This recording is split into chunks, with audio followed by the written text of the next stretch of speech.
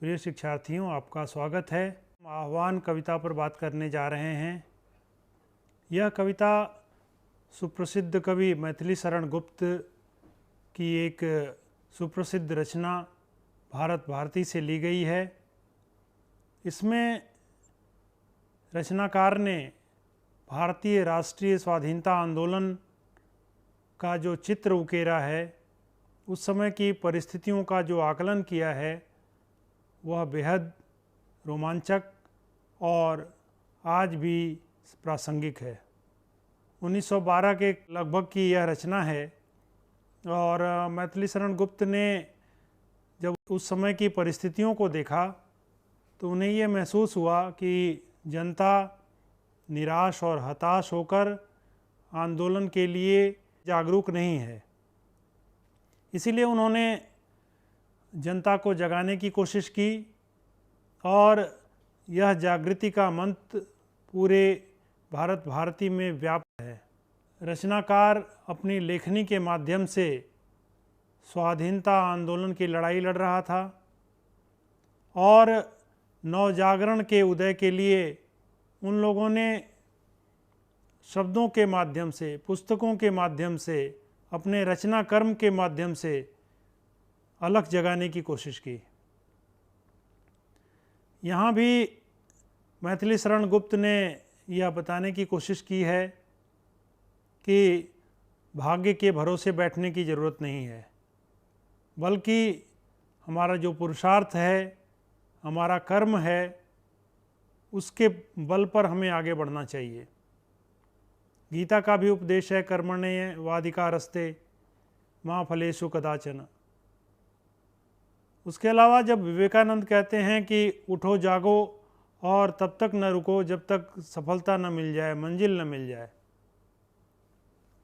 तो हर महापुरुष ने, कवि ने, रचनाकार ने अपने अपने तरीके से देश की जनता को जगाने की कोशिश की है।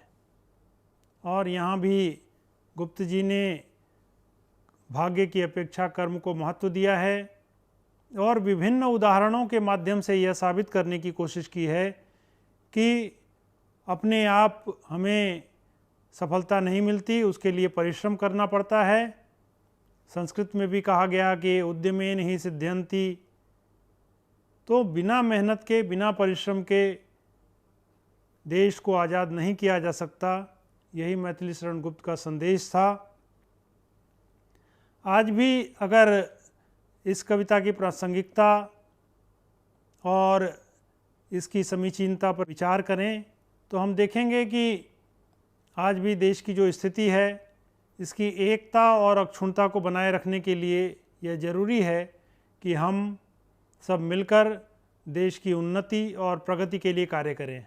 हम अपने अपने स्तर पर, जो जिस स्तर पर है उसी स्तर पर देश के लिए योगदान दे सकता है। ऐसा नहीं है कि केवल सैनिक ही देश की रक्षा करते हैं, हर व्यक्ति अपने परिश्रम से देश की सेवा कर सकता है। इस मूल मंत्र को यह कविता प्रतिपादित करती है। इस कविता पर विशेष चर्चा के लिए हमारे साथ आज डॉक्टर जितेंद्र श्रीवास्तव हैं। आप इंदिरा गांधी राष्ट्रीय मुक्त विश्वविद्यालय में एसोसिएट प्रोफेसर हैं और इस कविता पर विस्तार से आपको बताएंगे। आपका स्वागत है। धन्यवाद राय साहब। आज हम लोग राष्ट्रकवि मैथिली शरण गुप्त की प्रसिद्ध कविता आह्वान को पढ़ेंगे और समझेंगे। यह कविता 1912 के आसपास लिखी गई थी, जब देश में अंग्रेजी शासन था, उपनिवेशवाद था, पूरा देश ब्रिटिश हुकूमत के अधीन था।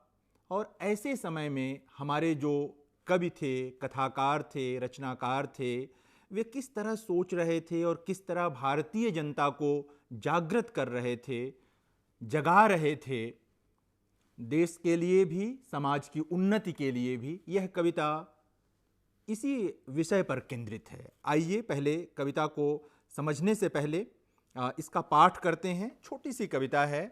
बैठे हुए हो व्यर्थ क्यों, आगे बढ़ो ऊंचे चढ़ो, है भाग्य की क्या भावना, पाठ पौरुष का पढ़ो, है सामने का ग्रास भी मुख में स्वयं जाता नहीं, ध्यान उद्यम का तुम्हें तो कभी आता नहीं। जो लोग पीछे थे तुम्हारे बढ़ गए हैं बढ़ रहे, पीछे पड़े तुम दैव के सिर दोष अपना मढ़ रहे। पर कर्म तैल बिना कभी विधि दीप जल सकता नहीं, है दैव क्या सांचे बिना कुछ आप ढल सकता नहीं। आओ मिलें सब देश बांधव हार बनकर देश के, साधक बने सब प्रेम से सुख शांति में उद्देश्य के। क्या सांप्रदायिक भेद से है ऐक्य मिट सकता अहो, बनती नहीं क्या एक माला विविधा सुमनों की कहो। ये मैथिली शरण गुप्त की प्रसिद्ध कविता है। इनकी एक और कविता है, यदि आपने न पढ़ी हो तो जरूर पढ़ना चाहिए, बल्कि इसके क्रम में ही पढ़ना चाहिए आपको। न रहो न निराश करो मन को, कुछ काम करो, जग में रहकर कुछ नाम करो। इसके साथ इसको जोड़कर पढ़ेंगे तो आपको और अर्थ विस्तार दिखाई देगा। आइए सबसे पहले इस कविता के मूल भाव को समझते हैं। यह कविता 1912 ईस्वी के आसपास तब लिखी गई जब हमारा देश गुलाम था।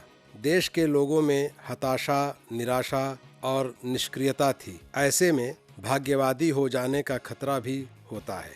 इस कविता में कवि ने भाग्य के भरोसे आलसी बनकर व्यर्थ बैठे रहने की जगह कर्मशील होकर आगे बढ़ने का आह्वान किया है। जीवन में सफलता पाने के लिए निरंतर कर्म और परिश्रम करना आवश्यक होता है। कवि ने देश के उत्थान के लिए लोगों में एकजुटता के आधार पर संघर्ष करने की भावना जगाने का प्रयास किया है। धर्म, संप्रदाय और क्षेत्रीय आधार पर भिन्नता किसी देश के विकास की राह में बाधा नहीं बन सकते, यदि उस देश के लोग एक होकर आगे बढ़ने का प्रयास करें। आपने मूल भाव को देख लिया। क्रमशः हम इस कविता को और खोलने की कोशिश करते हैं, समझने की कोशिश करते हैं कि आखिर कवि अपनी इस छोटी सी कविता में क्या क्या कहना चाहता है। कवि के पास एक उद्देश्य होता है कविता करने के लिए, कहने के लिए। यूं ही कोई कविता नहीं लिखता। और मैथिली शरण गुप्त को तो राष्ट्रकवि का दर्जा हासिल है। जाहिर है कि जब उन्हें राष्ट्रकवि कहा गया तो इसका सीधा मतलब था कि उनकी कविता में ऐसा बहुत कुछ था जिसने राष्ट्र हित में काम किया, राष्ट्र को जगाने का काम किया, राष्ट्र को आगे बढ़ाने का काम किया। एक ऐसे समय में जब पूरा देश अंग्रेजी हुकूमत तले रौंदा जा रहा था, अंग्रेजी हुकूमत पूरे देश को एकदम अपने पैरों तले कुचल रही थी और लोगों का आत्मविश्वास डोल गया था, गुलामी चारों तरफ फैली हुई थी, बल्कि एक तरह से कहिए कि लोगों के भीतर तक उसका भय, गुलामी का छाया हुआ था, पड़ा हुआ था। ऐसे समय में राष्ट्रकवि मैथिली शरण गुप्त आह्वान कविता में लोगों का आह्वान करते हैं कि बैठे हुए हो व्यर्थ क्यों, आगे बढ़ो ऊंचे चढ़ो। तमाम लोग जो भाग्य के भरोसे बैठ जाते हैं, सोच लेते हैं कि विधाता ने हमारे लिए यही लिखा था और हाथ पर हाथ धरे बैठ जाते हैं, लगता है कि कुछ हो नहीं सकता, उनको संबोधित है यह कविता कि बैठे हुए हो व्यर्थ क्यों, आगे बढ़ो ऊंचे चढ़ो। ये व्यर्थ बैठने का समय नहीं है, उठो, जगो और आगे बढ़ो। देखो मंजिलें तुम्हारी प्रतीक्षा कर रही हैं। एक मंजिल नहीं, मंजिलें अनवरत, एक के बाद दूसरी, दूसरी के बाद तीसरी। जो लगातार चलेगा वही आगे बढ़ेगा। आप एक जगह बैठे हुए सिर्फ सोच सकते हैं और सोचने से दुनिया नहीं बदलती। सोचने के बाद कर्म की बारी भी आती है। ये कविता उस ओर आपको ले जाती है। बैठे हुए हो व्यर्थ क्यों, आगे बढ़ो ऊंचे चढ़ो, है भाग्य की क्या भावना, पाठ पौरुष का पढ़ो। ये जो भाग्य की बात है, इसके भरोसे बैठने का कोई मतलब नहीं है। जो पुरुषार्थ का मामला है, कर्म का मामला है, क्योंकि प्रकृति में सब कुछ है। जो अभी मैं कविता आपसे कह रहा था कि न रहो न निराश करो मन को, कुछ काम करो, कुछ काम करो, गुप्त जी की ही एक कविता है। उसमें भी वो यही बात कहते हैं कि सब कुछ ईश्वर ने दे दिया है, प्रकृति ने सब कुछ दिया है, लेकिन आप तक वह स्वयं चलकर नहीं आएगा, आपको उसे प्राप्त करना होगा, जाना होगा उसे प्राप्त करने के लिए। है सामने का ग्रास भी मुख में स्वयं जाता नहीं। आपके सामने थाली परोसी गई हो, सुस्वादु भोजन रखा गया हो, लेकिन जब तक आप उसे मुंह में नहीं ले जाएंगे उसका स्वाद नहीं मिलेगा और वह भोजन भी अपने आप आपके मुंह में नहीं जाएगा। उसके लिए आपको हाथ थाली तक ले जाना होगा, फिर उठा करके उसे अपने मुंह तक लाना होगा और फिर उसे दांतों तले चबाना भी होगा, तब जाकर जिह्वा उसका स्वाद प्राप्त करती है, तब जाकर वह भोजन आपके शरीर में जाता है, उसका लाभ आपको मिलता है, आपका जीवन आगे बढ़ता है, रक्त बनता है, तमाम चीजें हासिल होती हैं। कहना सिर्फ यह है इन पंक्तियों के माध्यम से कि अपने आप कुछ नहीं होता है। आपको जो मनुष्य की देह मिली है, एक जो विवेक मिला है, यह बहुत बड़ी चीज है विवेक। इस विवेक का इस्तेमाल कीजिए। जो साहस मिला हुआ है आपको मनुष्य के तौर पर, उस साहस का सदुपयोग कीजिए, सही कामों के लिए उसका उपयोग कीजिए। हा ध्यान उद्यम का तुम्हें तो कभी आता नहीं। तुम कैसे व्यर्थ बैठे हुए हो, इधर उधर की दुनिया भर की बातें हैं, लेकिन कुछ उद्यम करो, इसका कभी तुम्हें ख्याल नहीं आता, कभी इसका विचार नहीं आता। आना चाहिए। गुलामी राष्ट्र की ऐसे नहीं चली जाएगी। कोई भी चीज अपने आप नहीं हो जाएगा, करना पड़ेगा उसे। यह उद्बोधन है, इसीलिए कविता का शीर्षक ही आह्वान है। जो लोग पीछे थे तुम्हारे बढ़ गए हैं बढ़ रहे। अब इसी में दो तरह की बात अब कर रहे हैं। आगे संबोधन में कह रहे हैं कि देखो, जिन लोगों ने अपने विवेक का प्रयोग कर लिया, जो लोग ये समझ गए कि भोजन करने के लिए भी हाथ को चलाना पड़ता है, कुछ हासिल करने के लिए चलना पड़ता है, कर्म करना पड़ता है, उद्यम करना पड़ता है, वे लोग अपनी मंजिलों की ओर बढ़ रहे हैं। वे लोग लगातार तरक्की की ओर बढ़ रहे हैं। वो आगे बढ़ चुके हैं, कम से कम तुमसे तो आगे बढ़ ही गए हैं। ये उस व्यक्ति को संबोधित है कविता जो चुपचाप बैठा हुआ है। और ऐसे लोगों की संख्या तब भी बहुत थी और अब भी बहुत है। उद्यम करने की जरूरत है, क्योंकि उसके बिना कुछ नहीं होगा। हम दूसरे के भरोसे रहें कि सब कुछ दूसरा कर देगा, ऐसा हो नहीं सकता है। और अगर होगा तो दूसरे को ही उसका लाभ मिलेगा, आप उसका कोई लाभ प्राप्त नहीं कर पाएंगे। तो जो लोग पीछे थे तुम्हारे बढ़ गए हैं बढ़ रहे, पीछे पड़े तुम दैव के सिर दोष अपना मढ़ रहे। और सबसे दुखद पहलू की ओर संकेत कर रहे हैं कविवर मैथिली शरण गुप्त कि तुम पिछड़ गए हो, तुमने कुछ किया नहीं और कहते हो कि यही विधाता की मर्जी है। यह ईश्वर की मर्जी का मामला नहीं है। इसको इस तरह भी समझने की कोशिश कीजिए कि जब भाग्य की अवधारणा पर विचार करना चाहिए तो यह कभी नहीं भूलना चाहिए कि ईश्वर ने आपको विवेक भी दिया है। उस विवेक से आपको यह तय करना है कि क्या करने लायक है और क्या नहीं करने लायक है। जब आप इस अंतर को समझ लेते हैं, अपने विवेक को इस्तेमाल करते हुए, विवेक का प्रयोग करते हुए, फिर आपको विधाता को कोई दोष देने की जरूरत नहीं पड़ती। आप लगातार कर्मशील रहते हैं, आगे बढ़ते हैं। पीछे पड़े तुम दैव के सिर दोष अपना मढ़ रहे। अपनी गलतियों का, अपनी असफलताओं का दोष आप ईश्वर पर नहीं डाल सकते, विधाता पर नहीं डाल सकते।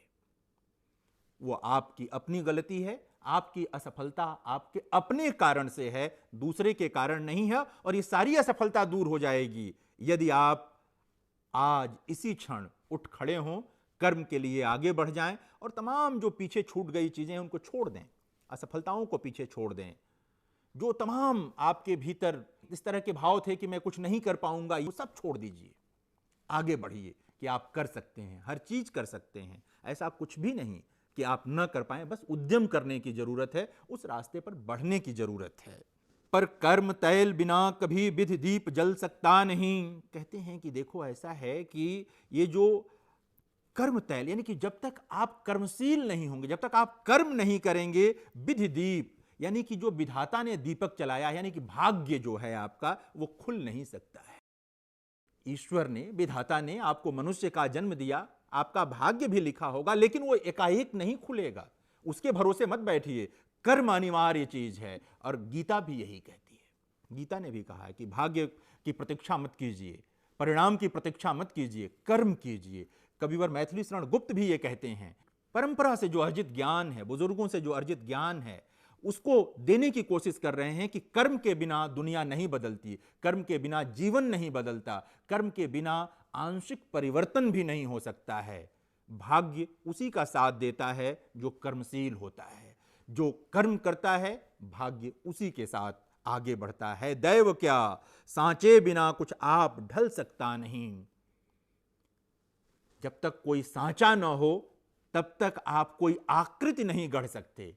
वो कर्म ही है जो आपकी आकृति गढ़ता है, आपको एक शेप प्रदान करता है, आपको एक आकार प्रदान करता है। इसलिए कर्म सबसे बड़ा है और बड़ा से बड़ा संकट भी पीछे रह जाता है, छूट जाता है अगर आप कर्म में लग जाएं, कर्म में तल्लीन हो जाएं। कोई संकट आपके साथ स्थायी रूप से जुड़ा हुआ नहीं रह सकता है, आप उसको पार कर जाएंगे, लांघ जाएंगे। आह्वान कविता में आह्वान करते हुए महाकवि मैथिली शरण गुप्त ये बार बार सिखाने की कोशिश करते हैं, बताने की कोशिश करते हैं, आओ मिलें सब देश बांधव हार बनकर देश के। और अब मुख्य बात पर आ रहे हैं। अभी तक व्यक्तिगत जीवन की भी बात थी, उसमें देश भी शामिल था, अब सीधे राष्ट्र की ओर बढ़ गए। वो पूरे राष्ट्र में जो एक अंधेरा छाया हुआ था, सब हाथ पर हाथ धरे हुए सोचकर बैठ रहे थे कि क्या हो सकता है, इतना शक्तिशाली अंग्रेजी साम्राज्य है, उपनिवेशवाद है, इसको हटा पाना, इसको दूर भगा पाना आसान नहीं हुआ। ऐसे समय में फिर कविवर उद्बोधित कर रहे हैं, आओ हम सब मिल जाते हैं और यह जो महान राष्ट्र है अपना, इसमें एक माला की तरह, एक हार की तरह इकट्ठा होते हैं, अलग अलग फूलों की तरह नहीं, दूर दूर नहीं रहेंगे। हम सब मिलेंगे तो एक आकार ग्रहण करेंगे, एक स्वरूप प्रदान करेंगे, साधक बने सब प्रेम के, सुख शांतिमय उद्देश्य के। और कह रहे हैं कि अकेले अकेले नहीं, आओ हम सब मिल करके जो प्रेम है, सुख है, इसकी साधना करें, इसके साधक बने और इसी उद्देश्य के लिए अपने जीवन को समर्पित कर दें कि कैसे राष्ट्र को उन्नति की ओर ले चलें, कैसे राष्ट्र को मुक्ति की ओर, स्वाधीनता की ओर ले चलें। स्वाधीनता की लड़ाई बहुत बड़ी लड़ाई थी और आज जो स्वाधीनता हमें मिली हुई है, जिसमें हम सब जीवित हैं, रह रहे हैं और अपनी इच्छाओं के अनुरूप जीवन जी रहे हैं, काम कर रहे हैं, हमारे पास अवसर ही अवसर हैं, ये सब कुछ यूं ही नहीं मिला है। ऐसे ही बड़े कवियों, बड़े स्वतंत्रता संग्राम सेनानियों के कारण मिला है। कवियों ने आह्वान किया, प्रयाण गीत लिखे, लोगों को जगाया। आपने तमाम कविताएं, माखनलाल चतुर्वेदी की कविता पढ़ी होगी, नवीन की कविता पढ़ी होगी, नहीं पढ़ी होगी तो पढ़ना चाहिए आपको। मैथिली शरण गुप्त उनसे पहले आते हैं, मैथिली शरण गुप्त की कविता पढ़िए। राष्ट्र कवि का दर्जा उन्हें ऐसे ही नहीं दे दिया गया था, ये सब कारण है। जिस तरह की कविताएं जो आप पढ़ रहे हैं इस समय, जिस पर हम चर्चा कर रहे हैं, बात कर रहे हैं, ये कविता भी बताती है कि राष्ट्र कवि किस तरह सोचते थे। क्या सांप्रदायिक भेद से है ऐक्य मिट सकता अहो। ये जो हम टुकड़े टुकड़े में बंटे रहते हैं, ये जो ये मेरा है, ये तुम्हारा है, वो हमसे अलग है, वो हमसे अलग है, मैं उससे अलग हूं, ये जो इस तरह का भाव है, इससे कभी भी हमें एकता नहीं आ पाएगी, हम कभी एकजुट नहीं हो पाएंगे। हमें ये मानना होगा कि हम सब भारतवासी हैं, ये राष्ट्र हमारा है, हम इस राष्ट्र के निवासी हैं और यह एकता अपने आप में बहुत बड़ी चीज है। यह बोध, यह भाव अपने आप में बहुत बड़ा है कि हम भारतवासी हैं और इस देश के नागरिक हैं और इसके लिए हमें सब कुछ करने के लिए तैयार रहना चाहिए। क्या सांप्रदायिक भेद से ऐक्य मिट सकता हो। जाहिर है कि नहीं मिट सकता है। किसी भी प्रकार का अलगाव देश की एकता को बने रहने देने में संकट पैदा करता है, उसकी अखंडता के लिए वो संकट पैदा करता है। इसलिए किसी भी प्रकार का सांप्रदायिक भेद नहीं होना चाहिए। गुप्त जी 1912 के आसपास यह संकेत कर रहे थे और ये बात हमेशा के लिए सत्य है। और भारत जैसे महान राष्ट्र के लिए तो बिल्कुल, जहां तमाम संस्कृतियां मिलकर एक हो जाती हैं, एक बड़ा स्वरूप ग्रहण करती हैं, एक रूप ग्रहण करती हैं। बनती नहीं क्या एक माला विविधा सुमनों की कहो। यह कोई आश्चर्यजनक बात नहीं है। अलग अलग बागीचों से फूल तोड़ा जाता है, अलग अलग पौधों से फूल तोड़ा जाता है, गेंदे का फूल, गुलाब का फूल, तमाम फूल, सबको मिलाकर एक माला गूंथी जाती है। और माला कितनी सुंदर होती है। माला प्राप्त करने के लिए सब लोग लालायित रहते हैं, माला देखकर प्रसन्न होते हैं। और जाहिर है कि सिर्फ एक पौधे के फूलों से तो वो माला तैयार नहीं होती है। इसी प्रकार जो राष्ट्र की महानता है वह किसी एक वर्ग के कारण नहीं होती। राष्ट्र में जितने लोग हैं, जितने तरह के लोग हैं, सब इस राष्ट्र की महानता का सृजन करते हैं। सबको इस देश में समान अधिकार मिलने चाहिए, 1912 के आसपास कह रहे थे राष्ट्र कवि, और आज हम सबको मिला हुआ है आजाद भारत में।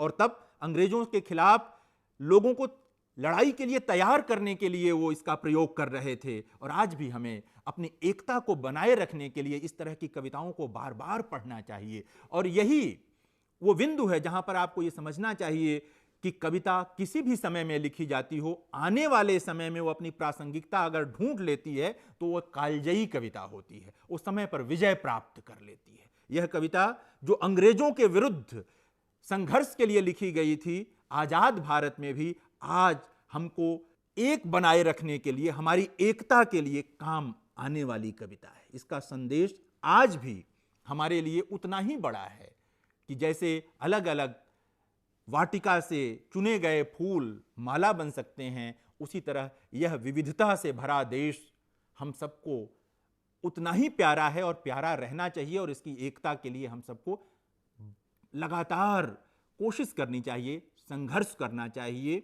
मूल चीज ये है कि कविता को क्यों पढ़ना चाहिए। एक तरीका तो ये हो सकता है कि आपने ये कविता पढ़ी और परीक्षा पास कर गए, लेकिन कविता सिर्फ परीक्षा पास करने का माध्यम नहीं है, कविता जीवन को सुंदर बनाने का माध्यम है।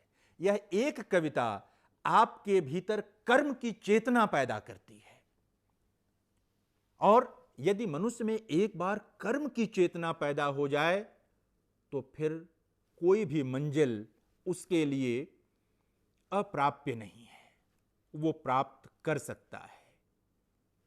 कोई भी कहीं भी बस ये चेतना पैदा होनी चाहिए और यह मानकर चलना चाहिए कि जो भी हासिल होगा वो कर्म से हासिल होगा, एकता से हासिल होगा, सबको साथ लेकर चलने से हासिल होगा, और ईश्वर को दोष देने से कुछ हासिल नहीं होता है। अगर असफलताएं हैं तो उनकी वजहें हमारे अपने ही भीतर होती हैं, हमारे अपने ही जीवन में होती हैं। हमें उनकी तलाश करनी चाहिए और उन दोषों को दूर करते हुए अपने जीवन को और इस प्रकार परिवार और समाज को सुंदर बनाने की कोशिश करनी चाहिए। 1912 और उसके आसपास के परिप्रेक्ष्य में यह कविता एक बड़ा अर्थ दे रही थी, और उसी क्रम में यह कविता आज भी एक बड़ा अर्थ देती है। आइए अब इस कविता के मुख्य बिंदुओं की चर्चा कर लेते हैं। देश की जनता का उद्बोधन एवं आह्वान इस कविता में किया गया है। निराशा, आलस एवं अकर्मण्यता से ग्रस्त देश की जनता को जगाने का प्रयास इस कविता में किया गया है। कविता के प्रारंभिक 2 छंद उपदेशात्मक हैं। अंतिम छंद में जनता के साथ कवि भी शामिल है, इसलिए यह आह्वान की कविता है। आह्वान सूचक पदों का प्रयोग हुआ है, आगे बढ़ो, ऊंचे चढ़ो। ये दोनों आह्वान सूचक हैं। यह कविता जिस समय लिखी गई थी उस समय देश गुलाम था, लेकिन यह कविता उस समय से आगे बढ़कर आज भी हमारा मार्गदर्शन करने में सक्षम है। इस कविता की भाषा का जहां तक प्रश्न है, ये खड़ी बोली में लिखी गई कविता है और बहुत सहज है। 2-4 शब्द ऐसे आपको मिल सकते हैं जिनको समझने में संभव है कि आपको थोड़ी समस्या हो, जैसे ग्रास शब्द हो सकता है कि अभ्यास में आपके न आता हो। ग्रास जो हम कौर उठाते हैं मुंह में, उसके लिए है। कर्म तैल एक पद बनाया है इन्होंने, कवि ने कविता के भीतर। कई बार इस तरह के पद बनाने पड़ते हैं कवि को अपनी बात कहने के लिए। जाहिर है कि वो कर्मशील होने से आशय है। और विधि दीप, जो विधाता का जलाया हुआ दीप है, आप भाग्य उसका अर्थ कर सकते हैं कि वो भाग्य है। भाग्य से उनका आशय है कि वह जो भाग्य बनता है वो कर्म के बिना नहीं बनता है। इन दोनों पदों के माध्यम से कर्म तैल और विधि दीप को मिलाकर पढ़ेंगे तो इसका अर्थ आपको स्पष्ट हो जाएगा। पूरी कविता में बहुत सहज और एक तरह से संप्रेषित होने वाली भाषा, जो आसानी से लोगों तक पहुंच सकती है, ऐसी भाषा का प्रयोग किया गया है। आइए अब इस कविता के व्याकरण बिंदुओं की ओर चलते हैं। इस कविता में कर्म तैल और विधि दीप में रूपक अलंकार है। दृष्टांत अलंकार का भी प्रयोग है इस कविता में। उदाहरण, भोजन का निवाला स्वयं मुंह में नहीं जाता। इस कविता में विस्मयादि बोधक का भी प्रयोग हुआ है। हाँ, यह विस्मयादि बोधक है। और अंत में आइए हम इसके निष्कर्ष की बात कर लें। यह कविता मुख्य रूप से भाग्य के भरोसे न बैठने की बात करती है और कर्म के प्रति आपको जागृत करने की बात करती है, कर्म की चेतना जगाने की बात करती है। विकास के लिए बिना कर्मशील हुए विकास संभव नहीं हो सकता है, यह कविता यह बात भी कहती है। अपने जीवन की असफलता के लिए या किसी भी प्रकार के पतन के लिए भाग्य को दोष देना बिल्कुल ठीक नहीं है। भाग्य उसी का बदलता है जो कर्म करता है। कर्महीन व्यक्ति का कोई भाग्य नहीं होता है, यह कविता यह बताती है। और याद रखें कि यह उस दौर की कविता है जब यह जागृति बहुत आवश्यक थी। और यह भी याद रखें कि आप आज के समय में जब इस कविता को पढ़ और समझ रहे हैं तब भी यह याद रखना बहुत जरूरी है कि कर्म से बड़ा आपका पाथेय कोई नहीं है, आप कर्म से बड़ा आपका कोई साथी नहीं है। कर्म प्रधान चीज है। व्यक्ति का, समाज का और राष्ट्र का भाग्य तभी बदलता है जब कर्म शामिल होता है। व्यक्ति अपने जीवन में जब कर्मशील होता है तो उसका अपना जीवन बदलता है, उसका भाग्य बदलता है। और जब कई व्यक्ति शामिल होते हैं तो समाज और राष्ट्र का भाग्य बदलता है। अगर पूरे राष्ट्र के लोग सोए रहें हाथ पर हाथ रखकर तो राष्ट्र भी पीछे हो जाता है। और जिस राष्ट्र के लोग जाग जाते हैं, कर्मशील हो जाते हैं, वह अगली पंक्ति का राष्ट्र हो जाता है। दुनिया में लोग उसका लोहा मानने लगते हैं। तो यह कविता निष्कर्ष यह है कि कर्म की चेतना जगाती है और भाग्य के भरोसे न बैठने का आह्वान करती है और जीवन में कर्मशील बने रहने की प्रेरणा देती है।